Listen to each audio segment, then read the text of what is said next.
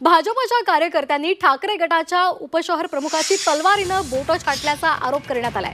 Facebook post टाकल्याच्या रागातून ठाकरे गटाच्या कार्यकर्त्याचं तलवारीनं बोट छाटलेलं आहे असा आरोप त्यांनी केलेला आहे।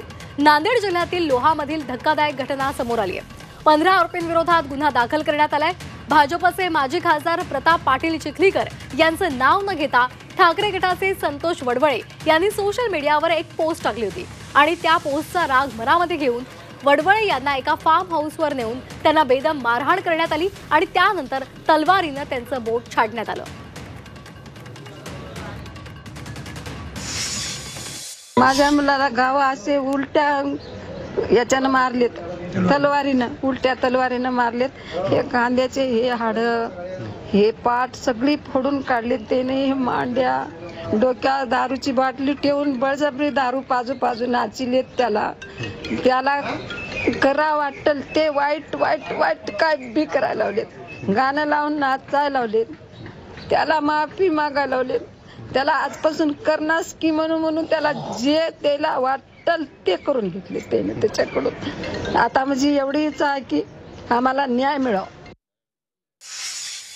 ज्या पद्धतीने त्यांनी तक्रार दिली त्या पद्धतीने आपण गुन्हा दाखल केलेला आहे, करण्याची प्रक्रिया सुरू आहे। सद्यस्थितीत त्यांच्यावर वैद्यकीय उपचार सुरू आहेत।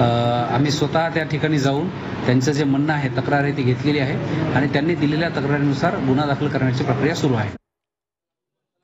आणि या संदर्भात संजय राऊतांनी काय प्रतिक्रिया दिली पाहूयात।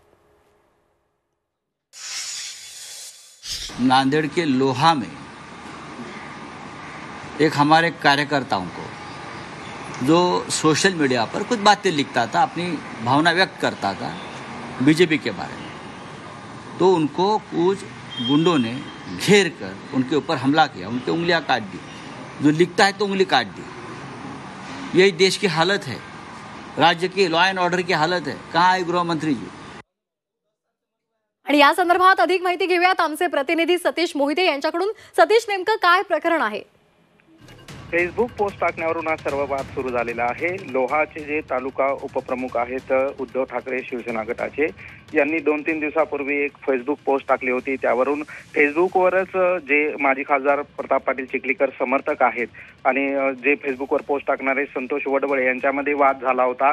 त्यानंतरही वडवळे यांनी काही इतर फेसबुक पोस्ट टाकल्या होत्या आणि त्यानंतर जो आरोप आहे की भाजपाचे जे कार्यकर्ते आहेत त्यांनी तुप्पा येथून एका स्कॉर्पिओ गाडीमध्ये संतोष वडवळे यांचं अपहरण केलं आणि त्यानंतर एका फार्म हाऊसवर जाऊन त्यांना बेदम मारहाण करण्यात आलेली आहे।